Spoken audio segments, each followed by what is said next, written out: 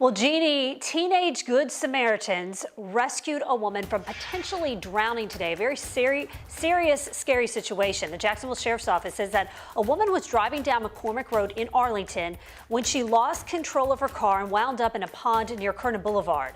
Those three teenagers jumped into action. They were able to pull the woman out of her car. She was taken to the hospital. We have not yet gotten an update on her condition tonight.